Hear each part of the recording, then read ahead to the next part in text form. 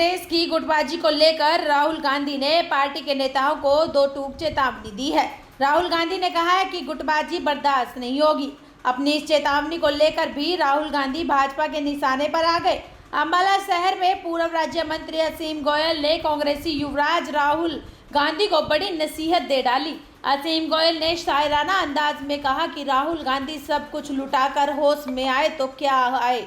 राहुल गांधी को नसीहत देते ही गोयल ने कहा कि राहुल गांधी को अपने फॉर्मूले अपने घर से लागू करने चाहिए। राहुल गांधी को अपने घर से सफाई करनी शुरू करनी चाहिए। उन्होंने कहा कांग्रेस में लोकतंत्र नहीं है, कांग्रेस ने अपने कार्यकाल में कहीं लोकतंत्र नहीं रहने दिया, इसलिए राहुल गांधी को शुद्धिकरण अपने घर से शुरू करना चाहिए। मोदी जी का जो 11 साल का कार्यकाल है, संकल्प से सिद्धि, जो संकल्प लिए थे सरकार बनते समय, सरकार बनने से पहले भारत को किन किन दिशाओं में विश्व गुरु के नाते अग्रसर करना है, भारत में मूलभूत चीज़ों के नाते भारत कहाँ से आगे, चाहे सामरिक दृष्टि है, आर्थिक दृष्टि है, और चाहे भारत वैश्विक दृष्टि से आगे बढ़े, उन सब संकल्पों को लेकर माननीय मोदी जी जिस प्रकार से चले थे, आज वो सब सिद्धि में बदल चुके हैं, पूरे हो चुके हैं।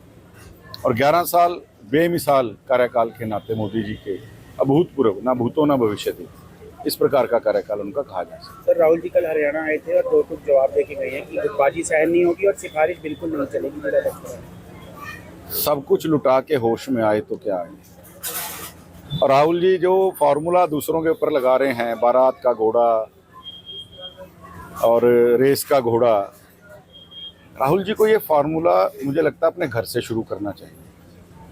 जब तक हम कहते हैं कि चैरिटी बिगिन्स एट होम, अपने घर की सफाई नहीं करेंगे तो पूरे देश भर के संगठन को चुस्त दुरुस्त कैसे बना पाएंगे, ये राहुल जी के ऊपर ही सवाल है। हाँ, वो पार्टी के राजा हैं और पार्टी को राजा के तरीके से उनके पूर्वजों ने भी चलाया और उन्होंने भी चलाया है। कांग्रेस में लोकतंत्र कभी रहा ही नहीं। कांग्रेस अब देश में थी तो लोकतंत्र की हत्या की, और कांग्रेस ने अपने रहते हुए कभी संगठन या पार्टी में लोकतंत्र अपनाया ही नहीं। तो मैं राजा साहब को, युवराज जी को कहना चाहूँगा कि चैरिटी बिगिन्स एट होम, अपने घर से स्टार्ट कीजिए इसकी सफाई, तो ये शुद्धिकरण करोगे तो पार्टी का शुद्धिकरण होगा।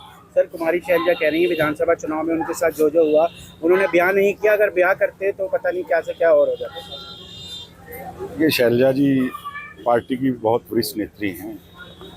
पार्टी के वरिष्ठ नेत्री के अलावा समाज के अंदर उनका स्थान है, और जिस प्रकार से कुछ घटनाएं हमने भी देखी, कुछ दर्द उनका बाहर आया भी था, जिस प्रकार से टारगेट करके कि उनको आगे ना बढ़ने दिया जाए, जाति सूचक शब्द से लेके उनकी महिला होने के ऊपर तक भी जो बातें उठाई गई बहुत निंदनीय हैं।